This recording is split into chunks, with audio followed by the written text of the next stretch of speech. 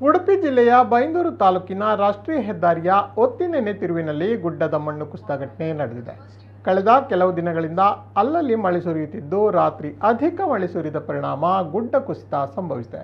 ಗುಡ್ಡದ ಮೇಲ್ಭಾಗದಲ್ಲಿ ಮಣ್ಣು ಅಪಾಯಕಾರಿ ಸ್ಥಿತಿಯಲ್ಲಿದೆ. ಕೆಲವು ತಿಂಗಳ ಹಿಂದೆ ಅಗ್ನಿಶಾಮಕ ವಾಹನದ ಮೂಲಕ ನೀರನ್ನು ಸಿಂಪಡಿಸಿ ಕುಸಿಯುವ ಭೀತಿಯಲ್ಲಿರುವ ಗುಡ್ಡದ ಮಣ್ಣನ್ನು ಸಮತಟ್ಟು ಮಾಡಲಾಗಿತ್ತು. ಈ ಹಿಂದೆಯೂ ಈ ಭಾಗದಲ್ಲಿ ಗುಡ್ಡ ಕುಸಿಯುವ ಸಂಭವವಿದ್ದಾಗ ಮಣ್ಣು ತೆರವುಗೊಳಿಸಿ ಮುಂಜಾಗ್ರತೆ ವಹಿಸಲಾಗಿತ್ತು. ಆದರೆ ಕಳೆದೆರಡು ದಿನಗಳಿಂದ ಮಳೆಯ ಪ್ರಮಾಣ ಅಧಿಕವಾದ ಕಾರಣ ಗುಡ್ಡದ ಮಣ್ಣು ಕುಸಿದಿದೆ. ಭೂಕುಸಿತದಿಂದ ಚರಂಡಿಗೆ ಬಿದ್ದ ಮಣ್ಣನ್ನು ಜೆಸಿಬಿ ಮೂಲಕ ತೆರಳು ಮಾಡಲಾಗಿದೆ.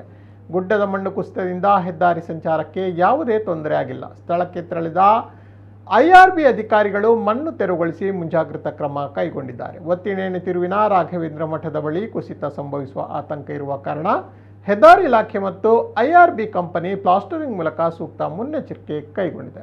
ಉತ್ತರ ಕನ್ನಡದ ಶಿರೂರು ಗುಡ್ಡ ಕುಸಿತ ಬಳಿ ದಿಲ್ಲಿಯಿಂದ ಹಿರಿಯ ಭೂವಿಜ್ಞಾನಿಗಳು ಈ ಪ್ರದೇಶಗಳಿಗೆ ಭೇಟಿ ನೀಡಿದರು.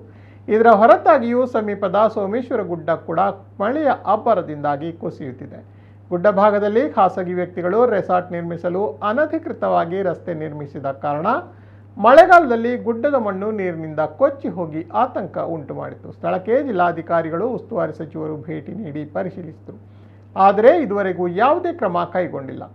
2 ದಿನಗಳ ಹಿಂದೆ ಮಳೆಗೆ ಗುಡ್ಡ ಇನ್ನಷ್ಟು ಕುಸಿದಿದ್ದು, ಗುಡ್ಡದ ಮೇಲ್ಭಾಗದಲ್ಲಿರುವ ಕ್ಷಿತಿಜ ನೇಸರ ಧಾಮ ಕೂಡ ಅಪಾಯದಲ್ಲಿದೆ. ಈ ಬಗ್ಗೆ ಸ್ಥಳೀಯರು ಹಲವು ಬಾರಿ ಸಂಬಂಧಪಟ್ಟವರ ಗಮನಕ್ಕೆ ತಂದರೂ ಇಲಾಖೆ ಗಂಭೀರವಾಗಿ ಪರಿಗಣಿಸಿಲ್ಲ ಎಂದು ಸ್ಥಳೀಯರು ದೂರಿದ್ದಾರೆ.